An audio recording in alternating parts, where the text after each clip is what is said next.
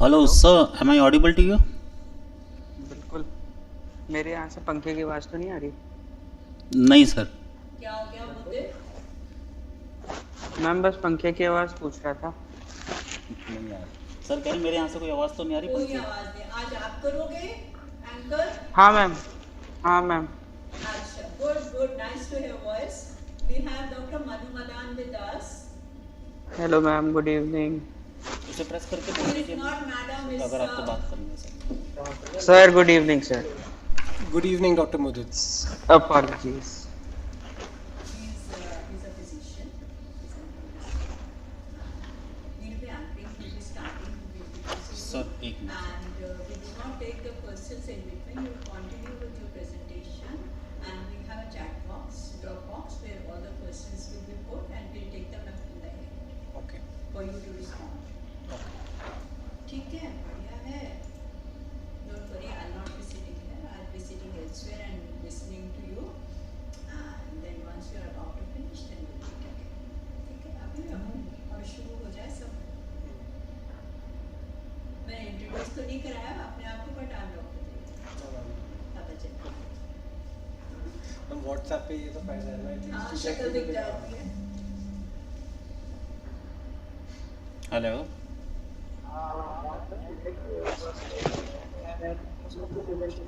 जी sir, वही कर रहा हूँ मैं, फर्स्ट स्लाइड करके छोड़ रहा हूँ। सर वॉइस तो आ रही है ना मेरी आपको, आई मीन उसमें? हाँ, स्लाइड्स नहीं है आपकी. मैंने 4-5 स्लाइड्स पीछे की तो करा दी ओके। है. तो 20 स्लाइड्स हैं. 20 नहीं तो सर आवाज़ तो आनी चाहिए, एवरीथिंग इज़ फाइन। अब आएगी ठीक। तुम्हारी नहीं आ रही। ठीक है सर। अभी आ ओ- ओके सर, मैं रखता हूँ। बड़े क्या होना चाहिए? They're good, they're excellent. अब इंटरेक्टिव पॉसिबल होता ना कि I can ask them in real time to the audience, so it would have been even better. पता है कितना Then I know कि उनको क्या समझ आ रहा है। सैकड़ों हजारों कहाँ से, मतलब on average we have an attendance of. आवाज आ रही है?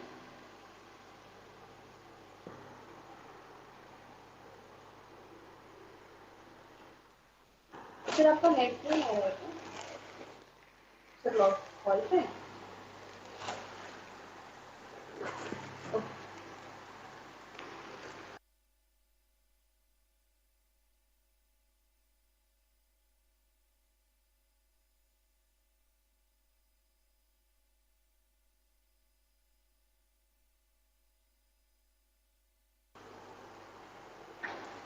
प्रवीण सर की प्रेजेंटेशन लगा दें? सर लगा दी, अभी आपको दिख जाएगी सर। ठीक है ठीक है। हाँ, मैं कुछ भी बोल रहा हूँ लाइव है या म्यूट है अभी?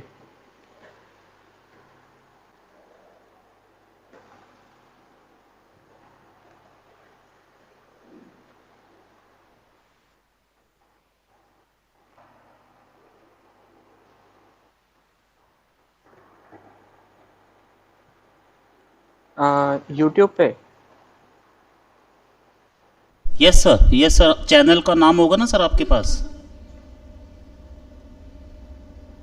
आ तो रही है, लाइव में आ रही है। My daughter is also आपको सर स्लाइड नहीं दिख रही है फर्स्ट? अभी तो यूट्यूब स्टूडियो दिख रहा है। she is specialized in nuclears. एक सेकंड होल्ड कर। आपका हाँ दिख गई। दिख गई सर? हाँ दिख गई। लेटेंसी ज़्यादा है क्योंकि नेट भी थोड़ा वैसा चल रहा है। तो डीएम है सफदरजंग में? डीएम सीट्स हैं? अच्छा ठीक है.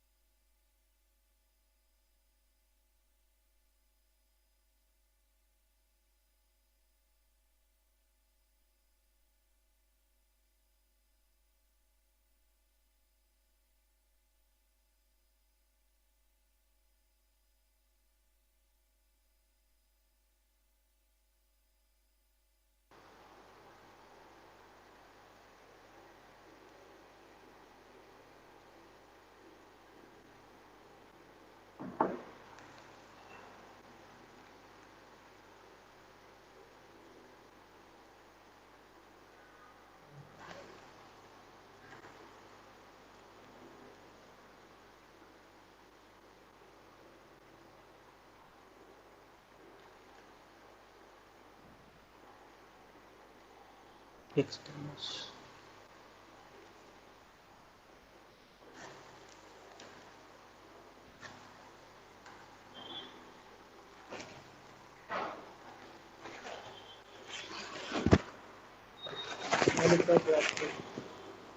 Good evening, everyone. Welcome to the 67th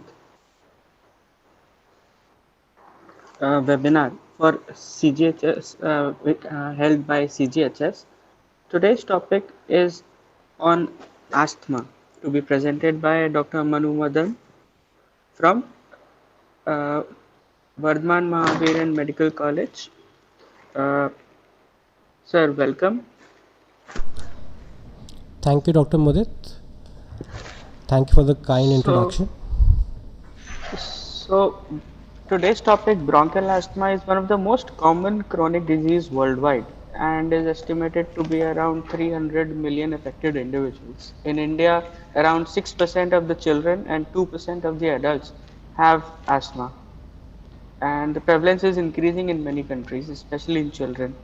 Asthma is also a major cause of school and work absence, and the healthcare expenditure on asthma is very high. So, I hand over the mic to Dr. Manu Madan now to provide a more better background to all of you. Thank you, Dr. Mudit. So I'll be presenting the topic asthma, or called as asthma by many people. I am assistant professor in the Department of Pulmonary Medicine at Safdarjung Hospital. This is my email ID if you want to ask something later on. So I'll start with the topic. I'll be talking under the brief headings of what is the problem, causes, impact on learning, asthma triggers, control of asthma, and how to handle an asthma episode. So as you see, this is a class of approximately 30 children. And when you see these children at the outset, you will find all of them are looking alike. Everyone is normal, and there is nothing to differentiate between these students. But when you evaluate and dig into the history, you might find around 3 out of these 30 children, normal looking, healthy children, may be having asthma, or asthma as we say it. So, in plains, as Dr. Mudit has already mentioned, prevalence of asthma in India ranges from 2 to 8%. In children, it is in higher proportions, it may be around 8%, and in adults, it may be around 2 to 3%. It is more commonly affecting the people in their young adolescent age groups, teenagers, and very young periods, less than 10 years also. The people who have asthma later on can also have asthma later on in their life, which we call adult onset asthma, which is a subvariant of asthma, which is not very common, can happen. Or adults who are having asthma can also have asthma because they were not treated properly when they were young. So it can be a continuation of asthma, so when they were young, or it can be a new onset thing which developed later on in their life. So what is the problem in asthma? It is a condition in which you will have recurrent episodes of breathing problems. It can be life-threatening, it can happen at any age, and it is not contagious. I'll underline the word not contagious. What do I mean by that? Many a times हमारे पास patients आते हैं, they पूछते हैं कि मेरे बेटे को तो नहीं हो जाएगा ऐसे. Problem is not of contagiousness, but the problem is that this is a kind of allergy which runs in the family. If your parents are having it, your sister is having it, your brother is having it, you might be having it. You are more predisposed to having it in comparison to other people, but it is not spreading from you. So, how do we diagnose patients with asthma? Yes, we have tools. We can ask for an X-ray. We can ask for blood picture to look for any allergy. We can look for PFTs, which we call spirometry, in which we ask the patient to blow in a pipe and see if it is telling us anything.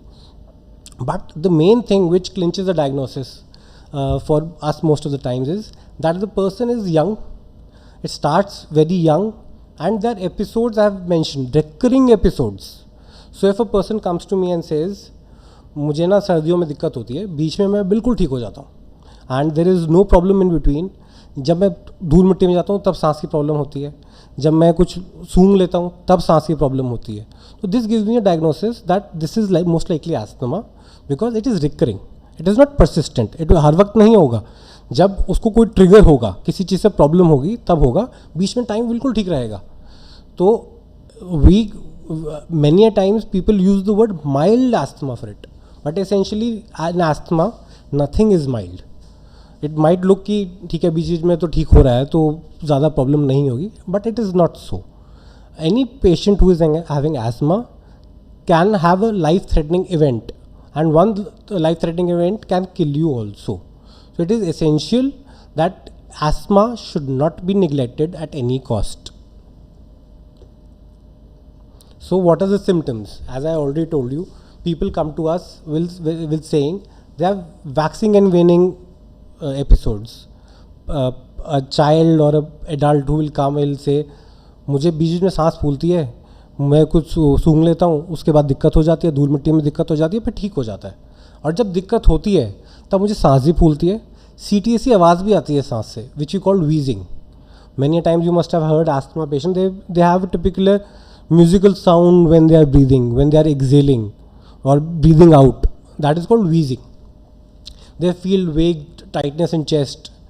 They are predominantly coughing, and they are waking up at night with these symptoms. Symptoms in asthma may be predominantly occurring at night also, and they might be occurring early morning also. This is the time when it is maximum. It can occur in daytime, it can occur at nights, but many patients give history that they have problem at night also, or known in night also. And there is variation. It might be happening in summers, it might not be happening in winters. सिर्फ season change होने पे rainy season में भी हो रहा है, हो सकता है बाकी पूरे साल कभी ना कुछ नहीं हो रहा. So it is a waxing and waning kind of a thing. So this is what asthma presents like. It will have ups, it will have downs, and in between patients might be completely normal. This is what gives us the diagnosis. So now I think I have made the diagnosis of this child as child is having asthma. So what is I have to explain this person what is asthma. So what is happening is asthma is a kind of allergy. Now what is allergy? Allergy is a very vague term which we use in our day-to-day practice. इसको उस चीज़ से allergy है, इसको खाना नहीं खाता, इसको दाल से एलर्जी है. So allergy there we use in terms of that there is a dislike towards a particular thing.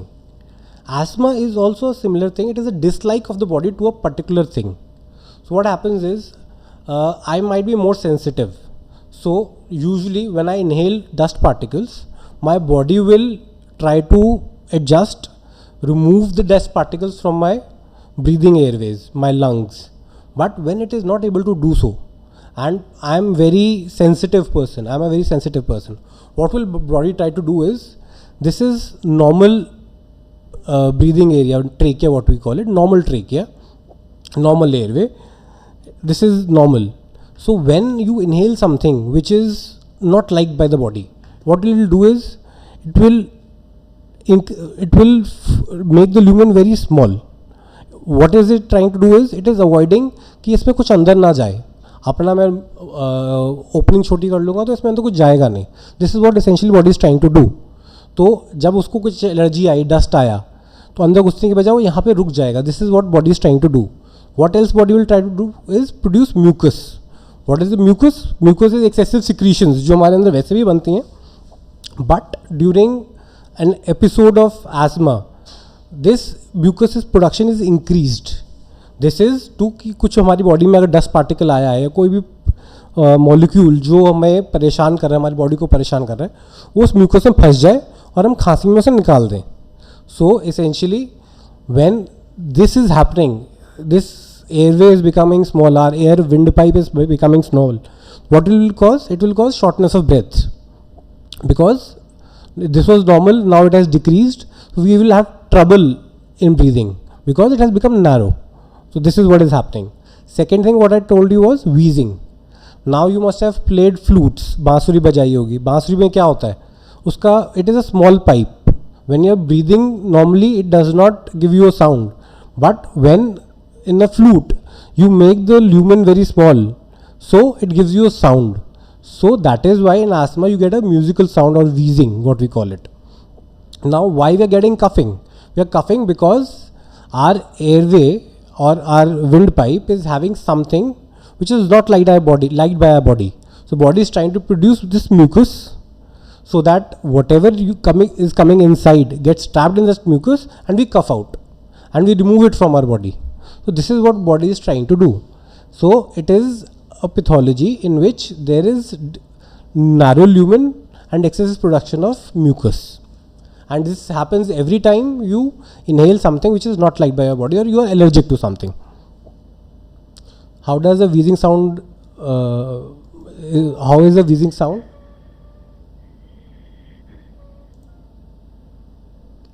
Can you hear the sound?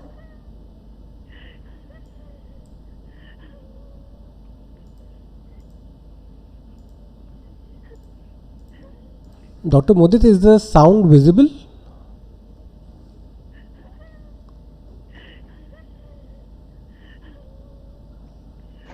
Nice, sir. Sir, voice is not audible. Okay, so probably we cannot play this sound. Usually when you get a sound of wheeze, it is like a whistling sound. Whoosh, whoosh. And it is a whistling sound, kind of like it will be a musical sound, which I am not probably able to play, or probably I can show you later at a later point of time. So this is a sound we hear. So what are the problems? Now, since it is probably affecting young people, so that is why I have discussed about how is it affecting their life apart from symptoms. Since they are having a lot of coughing, their sleep might be disturbed because of shortness of breath. They have a lot of fatigue. This might lead, because of asthma, because of this fatigue, they might be absenting from schools, they might be absenting from their jobs, and all this is leading to anxiety, that they are having some problems, they are not able to work, and they have a feeling that they are different. They cannot do everything and anything and everything which others can. So there is a lot of anxiety also. So this is the problem which we have to cater. Apart from the disease, also we have to cater the anxiety part of it. So what are the factors which can worsen asthma? Essentially, when I talk about treatment is identifying what is troubling you. So many patients might have a problem with exercise, and many people might not have a problem with exercise. So it is not a contraindication or a precaution that if you are asthmatic, you are not supposed to run. It is not so. If your exercise is not causing you problems, you can run, you can walk, you can do any exercise. So this is one variant in which people who exercise, and after the exercise, just they sit down, they develop shortness of breath. This is called exercise variant asthma, exercise induced asthma. This is a subtype. So exercise essentially is not a problem, but it can be a problem in a subset of patients. Similarly, infections, changes in weather can cause problems to people who are asthmatics, since it's one pathway from nose which goes into lungs. So any infection like cold which will affect your nose will affect your breathing pipes also, so thereby affecting your asthma also. Asthma will be worsened when you are having these kind of infections in your upper airway. Upper airway we refer to as nose, throat. When you are having infection there, you will have a worsening asthma also. Changes in weather and temperature. Essentially, when we say changes in weather and temperature, it can be any change. There are few people who get worsened during winters, few get worsened in summers, few only in rainy season. But if we have to talk about one thing, we tell our patients that they should avoid cold and dry air. Cold and dry air has the maximum predisposition to cause asthma. So you have to avoid cold and dry air predominantly. But as I have told you, you can have different triggers for different people. So if someone has a problem with very cold climates, so it's not advisable that you go on hilly areas very frequently without being evaluated, without your asthma being controlled. Similarly, you can have allergens anywhere and everywhere around you. Allergens can be your pets, your pigeons, your birds. You can have dust mites at your home which can cause you triggers, cockroaches. You can have pollens from grasses and molds, and whatever the trigger might be, you have to avoid it. So problem is that practically the problem is that I might be allergic to cockroaches, but how will I know? So there are few tests available at specialized centers which can tell you which one of these triggers you are having.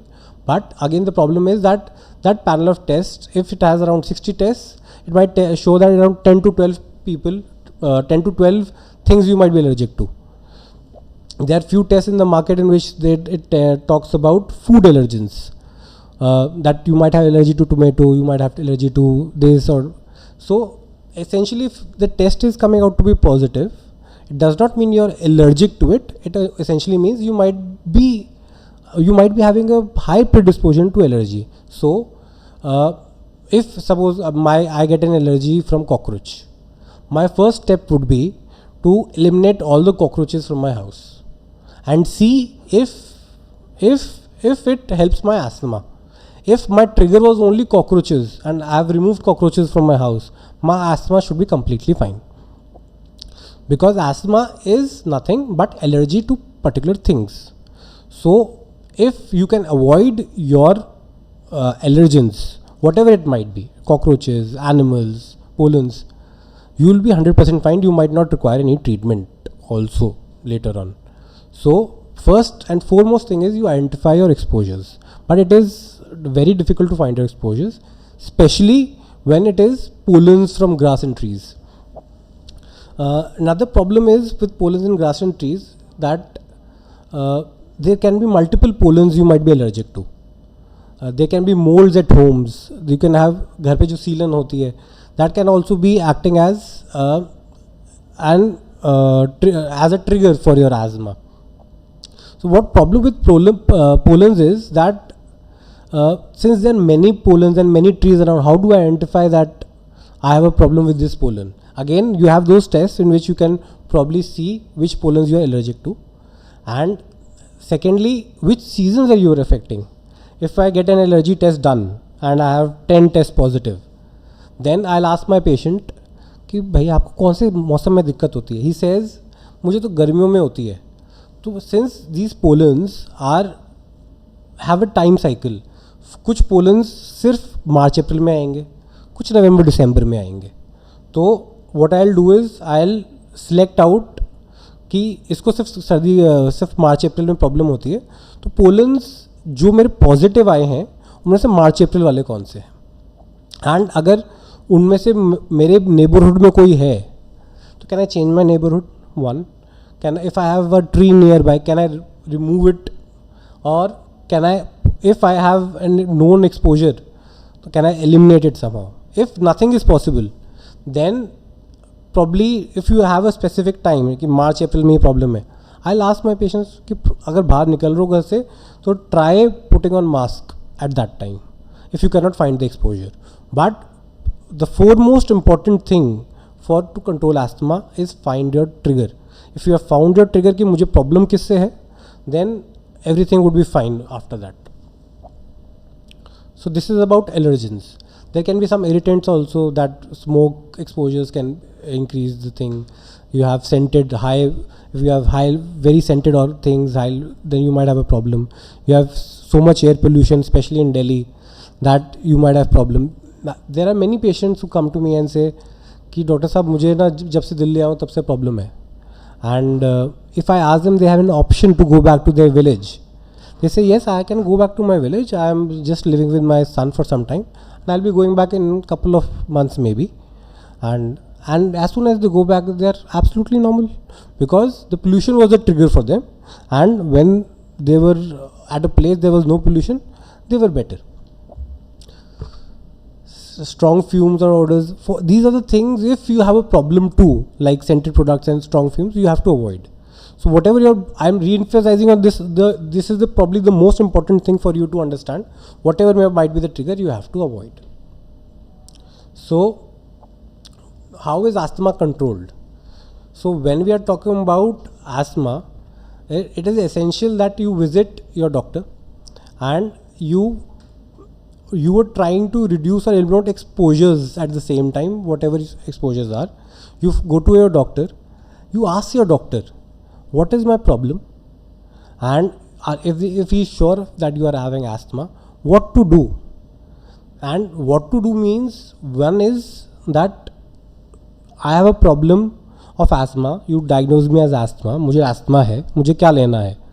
एक है कि मुझे रोज़ क्या लेना है, और दूसरा है कि जब मुझे प्रॉब्लम हो तब क्या लेना है.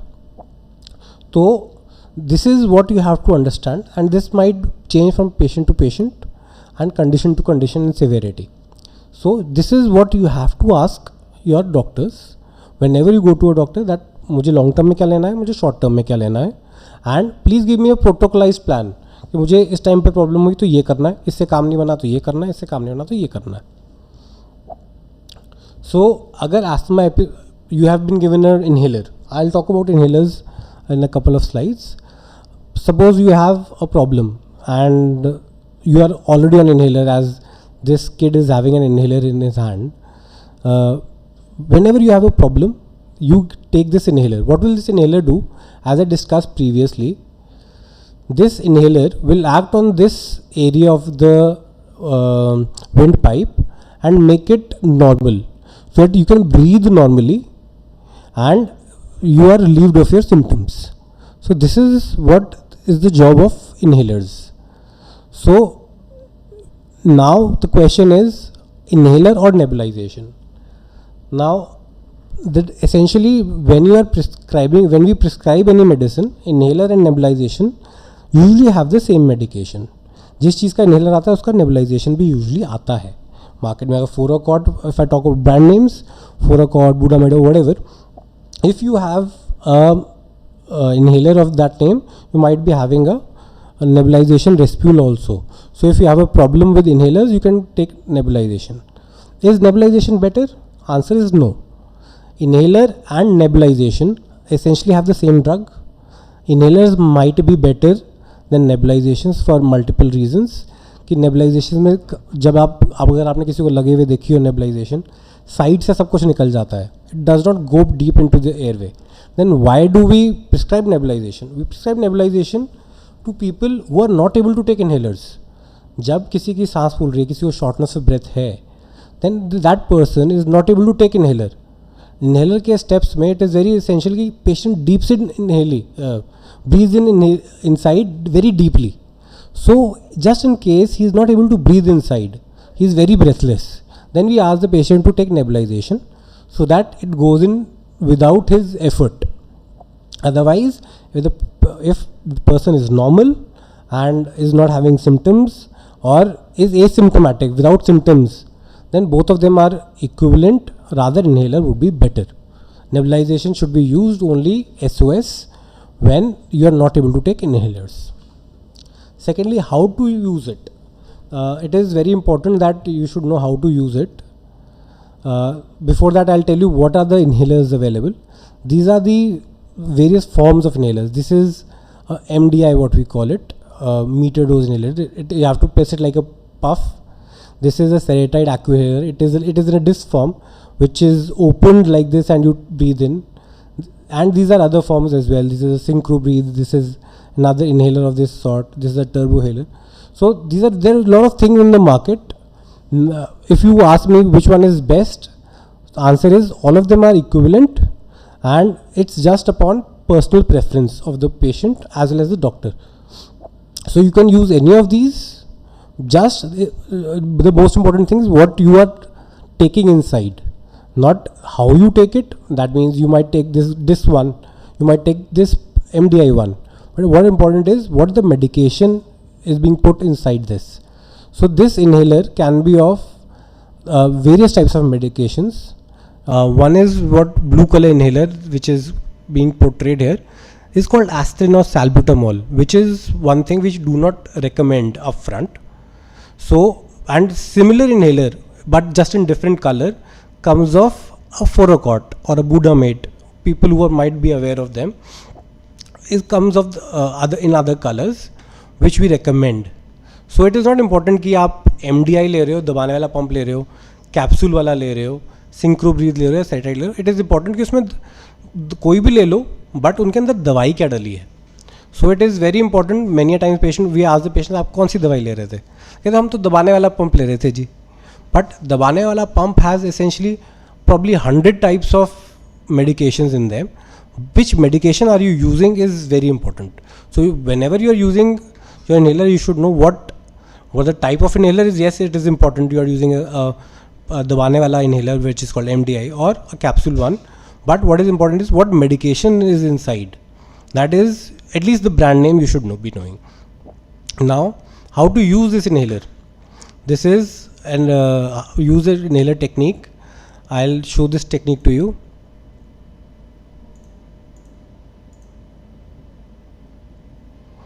So you open the inhaler and you shake it rapidly.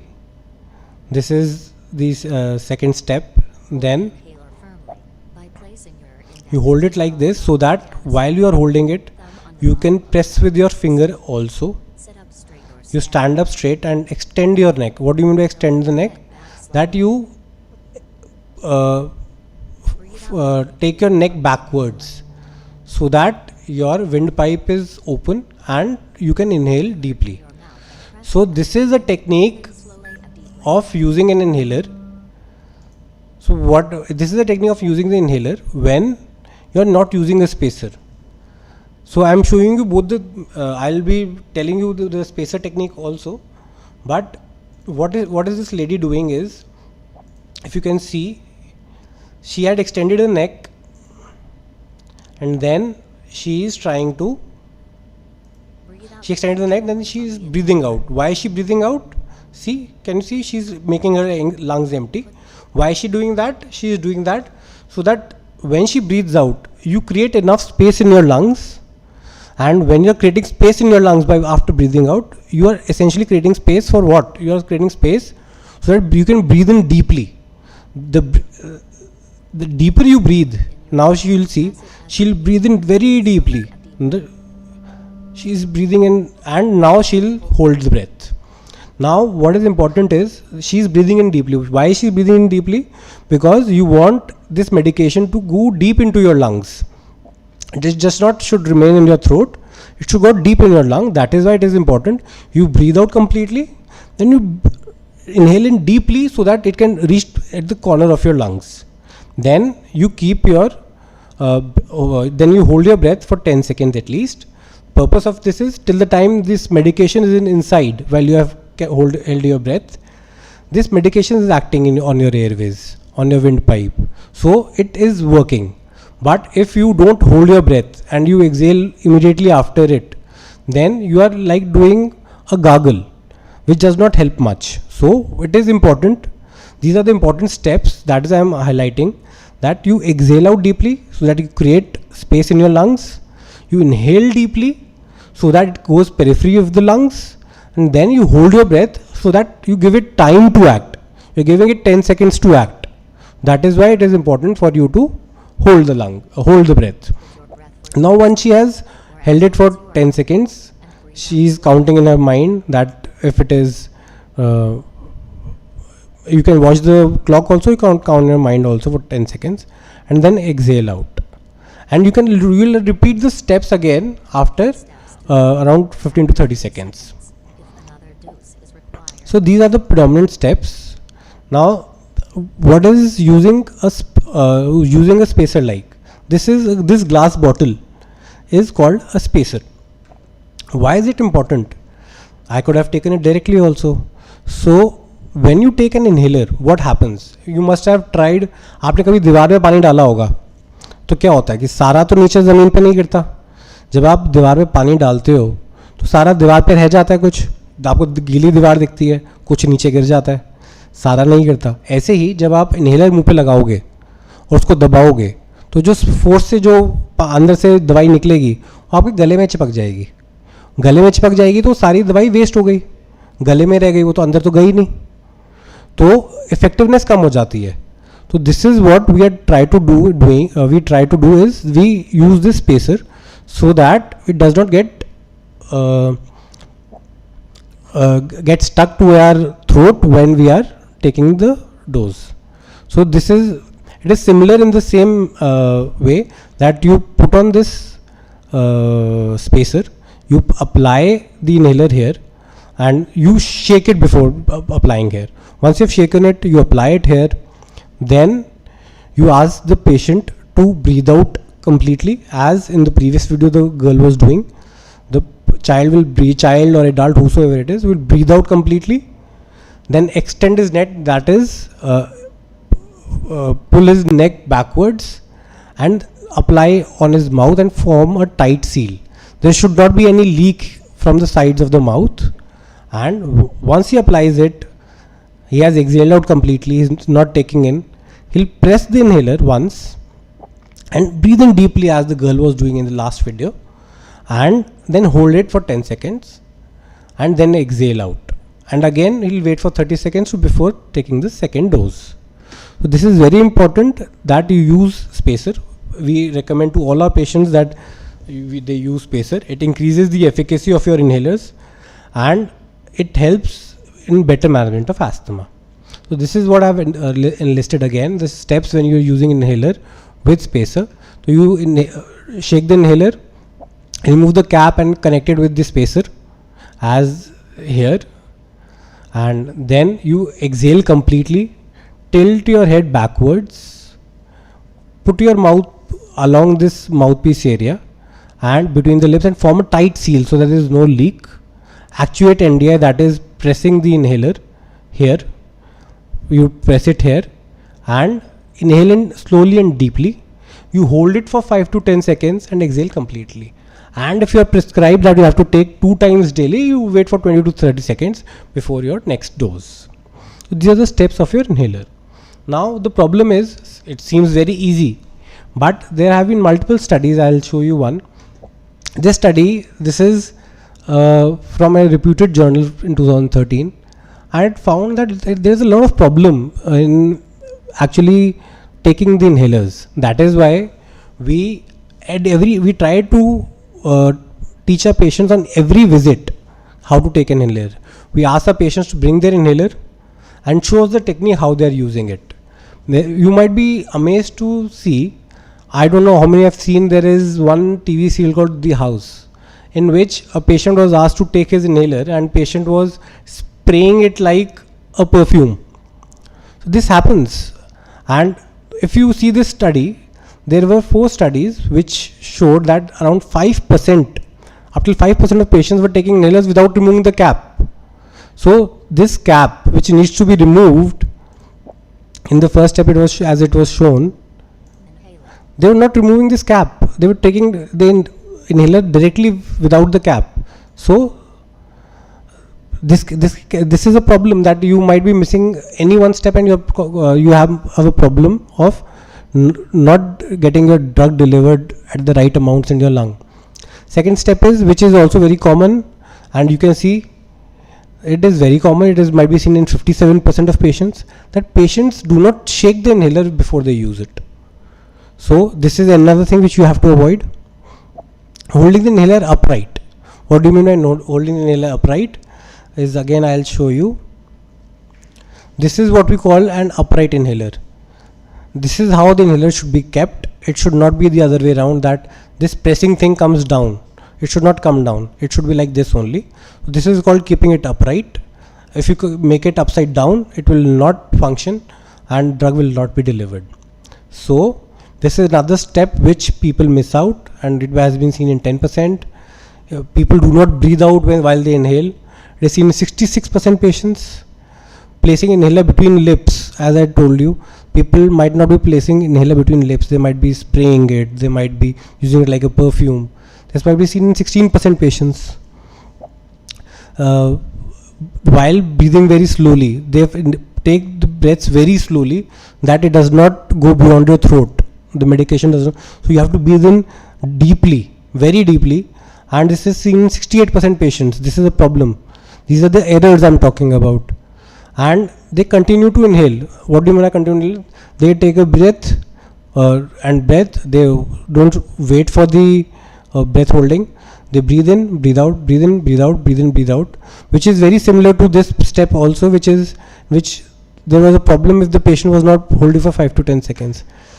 So if you see, people not holding the breaths for 5 to 10 seconds was the most common. It was seen in 77% patients. So there is no step in which you see it is 0.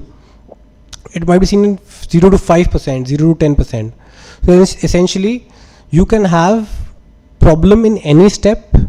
That is why it is very important whenever you go to your doctor, you see to it that you show him or her your inhaler technique, how you are using it. So it is very important. Inhaler technique should be perfectly fine, else you will not be having a good control of asthma. So if overall we talk about percentages, 34% patients were taking it fine. But if you see, it was poor in the technique itself. It was seen in 31% patients. And if I talk about coordination, that coordination problems is predominantly seen in when you are not using a spacer. That you have pressed the inhaler and at the time you need to inhale. What is coordination? I'll show it again. See, she has pressed the inhaler here, and when she has pressed it, instead of inhaling it, breathing inside, she exhales out or breathes out. That is a coordination problem. That might occur in children and in elderly also. So that poor coordination can be seen in 33% patients. So it is very important that you take due care of what inhaler you are using and how you are using. And with this, I would conclude my talk for today.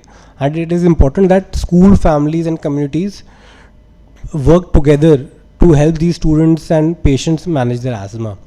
Here, I would also like I would be really glad to highlight. Not glad. I would like to highlight that it is really important that you don't take asthma inhalers as stigmas. There are many patients who come to us saying that मेरी बेटी की तो शादी हो रही है, अभी 17 साल की है, उसको मैं इन्हेलर नहीं दे सकती, मैं उसको इन्हेलर नहीं देना चाहती, फिर उसकी शादी नहीं होगी. We have to normalize when we are talking about management of asthma. 3 out of 30 people in a class can have asthma. It is not a big thing. If I talk about doctors at my hospital, if we are 8 doctors, 2 of us are having asthma. So, and if you go and meet us, and you probably might not even know which 2 of us are having asthma. So it is really important that you don't treat asthma as a stigma. It is just an allergy, and the mainstay is prevention of triggers, and the second most important thing is use of proper inhalers at the right time, at the right age. If you miss your inhalers when you are young, probably you might become oxygen dependent in the latter part of your life. So with this, I would conclude my talk. If you have any questions, probably I would be happy to take them. Sure, sir. I have compiled a list of questions that beneficiaries has put in the chat box. So just to brief it up, sir, thank you so much for providing such a valuable patient education session. For the information of public, sir, the presentation will be available on the CGHS website, www.cghs.gov.in, and the video will be available on the YouTube channel of CGHS. The handle is at CGHS India. So I have a list of compiled questions which are there in the chat box. One of the questions was, is there any role of steam inhalation in asthma? Steam inhalation asthma as such, when we talk about studies, there is not much role. Yes, but it has a role since steam inhalation can help you remove whatever allergens might be there in your nose or in your respiratory tract. So if when you are taking your steam, अगर आपको उससे problem नहीं होती है, आप steam लेते हो उसके बाद आपका अस्थमा ट्रिगर नहीं होता है, तो कोई प्रॉब्लम नहीं है स्टीम लेने में. It might help, it might not help, but there is definitely no problem in taking steam inhalation when if you are not having any symptoms. It might only help in removing whatever allergens. जब आप बाहर गए तो कोई pollens नाक के अंदर हैं, अटक गए, कोई 10 पार्टिकल्स अटक गए, तो स्टीम के थ्रू वो निकल गए जब आपने स्टीम ली, तो it might help in that sense, but directly it might not harm you at all. All right, sir. There was one question that people usually take 2 or 3 puffs in one single breath. Is that the correct way to do it?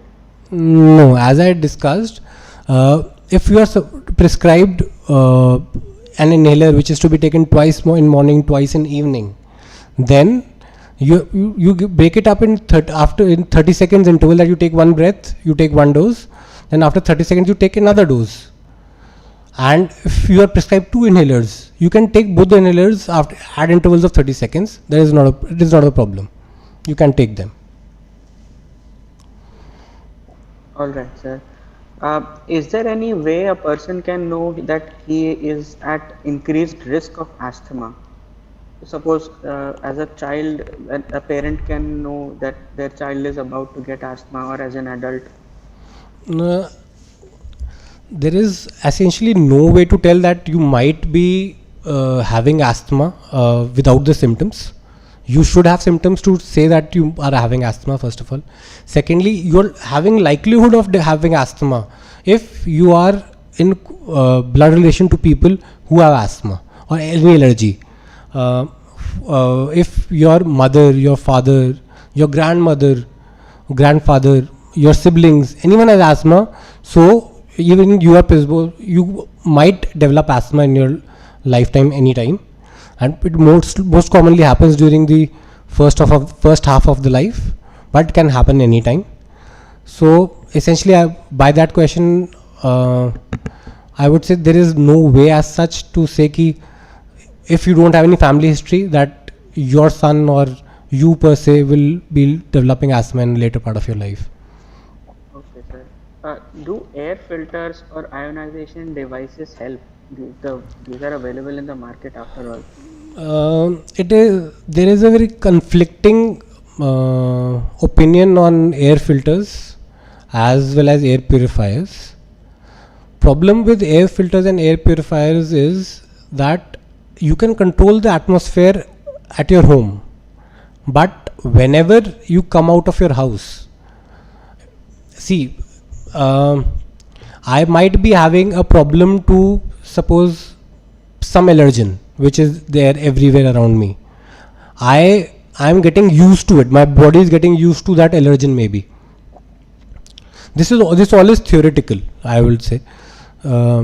That I might be having a problem to some allergen, and it is present at my house also. It is present in my neighborhood also. It is present at my hall, in my office place also. So if I place my air purifiers at home only, what I am doing is I am preventing exposures at home, but as soon as I come out of my house, I feel a drastic change from nothing to a lot. So that might become a trigger for you as well. That जो पहले baseline में थोड़ा थोड़ा था, now पहले तो अब तुमने बिल्कुल ख़त्म कर दिया और अचानक वो बहुत ज़्यादा हो गया जब घर से बाहर निकले, तो it can trigger your asthma also. But having said that, few patients, which in this is my personal experience, I would say, few patients जिनको सिर्फ प्रॉब्लम रात को होती थी सोते वक्त, उनको अगर मैंने जब एयर प्योरीफायर दिया तो दे फेल्ट बेटर. उनको नींद अच्छी आई, उनको दिन में तो सिम्टम्स थे भी नहीं, तो उनका दिन भी अच्छा गया और रात भी अच्छी गई. तो this is a subset of patients जब जिनको probably you will be more inclined to giving air purifiers at home. But essentially, there is not much research, I would say, at present to support using air purifiers at home routinely for asthma, or rather to any evidence or research also to negate its effect. So this is something which is probably a gray area for now. All right, sir. Sir, you mentioned in the presentation that some infections can also lead to asthma attack. What Yes. steps a person can take to avoid infection, sir? There are no ways to avoid an infection. It is just that if you know somebody is infected, you avoid a direct contact with that person for the time he is infected. You use masks when you meet that person. Probably these are the only things you can do when you want to prevent an infection. Else there is nothing much you can do to avoid an infection. Yes, but when you develop an infection, it is better you meet your doctor at the earliest. If you require an antibiotic, you can ask your doctor for an early antibiotic and early treatment of your cold before it spreads to your lung and cause worsening of your asthma. Okay, sir. Sir, how often do we clean the spacer or the MDI device? MDI device need not be cleaned. It's just the orifice you might be cleaning it, and once a week cleaning the spacer is good enough. Once a week. And okay, sir. There is another question that how frequently does a person suffering from asthma need to visit a healthcare provider when asthma is well controlled? Does he even need to visit when it is well controlled?